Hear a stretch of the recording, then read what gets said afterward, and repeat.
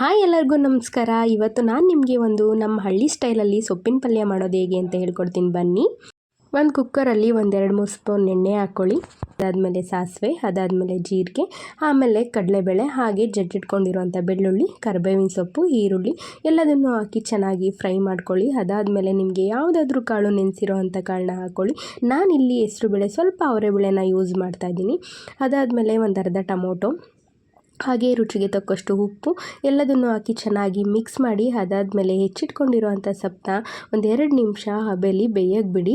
ಅದೆಲ್ಲ ಚೆನ್ನಾಗಿ ಬೆಂದಾದಮೇಲೆ ಸ್ವಲ್ಪ ಖಾರದ ಪುಡಿ, ಸ್ವಲ್ಪ ಸಾಂಬಾರು ಪುಡಿ, ನಿಮಗೆ ಬೇಕು ಅಂತಂದರೆ ಕಡಲೆ ಪೌಡರ್ನ ಹಾಕೋಬೋದು, ಇಲ್ಲ ಅಂತಂದರೆ ಬೇಡ. ಅದಾದಮೇಲೆ ಮನೇಲೇ ಮಾಡ್ಕೊಂಡಿರೋವಂಥ ತುಪ್ಪದ ಪೌಡರು, ಇದನ್ನೆಲ್ಲ ಹಾಕಿ ಚೆನ್ನಾಗಿ ಮಿಕ್ಸ್ ಮಾಡಿ, ಮಸಾಲೆ ಎಲ್ಲ ಸೊಪ್ಪಿಗೆಲ್ಲ ಚೆನ್ನಾಗಿ ಮಿಕ್ಸ್ ಆಗಬೇಕು. ಅದೆಲ್ಲ ಮಿಕ್ಸ್ ಆದಮೇಲೆ ನಿಮಗೆ ಎಷ್ಟು ಬೇಕೋ ಅಷ್ಟು ನೀರನ್ನ ಹಾಕ್ಕೊಳ್ಳಿ. ನಾನಿಲ್ಲಿ 1-2-3 ಗ್ಲಾಸಷ್ಟು ನೀರನ್ನ ಹಾಕ್ಕೊಳ್ತಾ ಇದ್ದೀನಿ.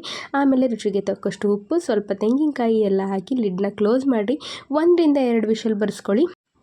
ವಿಷಲ್ ಬರ್ಸ್ಕೊಂಡಾದಮೇಲೆ ರುಚಿಯಾದ ಸೊಪ್ಪಿನ ಪಲ್ಯ ರೆಡಿ ಆಯಿತು. ಮತ್ತು ಇದನ್ನೆಲ್ಲ ನೀಟಾಗಿ ಮಿಕ್ಸ್ ಮಾಡಿ, ನಿಮಗೆ ನೀರು ಬೇಕು ಅಂದರೆ ನೀರು ಹಾಕ್ಕೊಳ್ಳಿ, ಉಪ್ಪು ಬೇಕು ಅಂದರೆ ಉಪ್ಪು ಹಾಕ್ಕೊಳ್ಳಿ, ಚೆನ್ನಾಗಿ ಕುದಿಸ್ಕೊಳ್ಳಿ. ಹಾಗೆ ರೆಸಿಪಿ ಇಷ್ಟ ಆದರೆ ಶೇರ್ ಮಾಡಿ. Bye friends.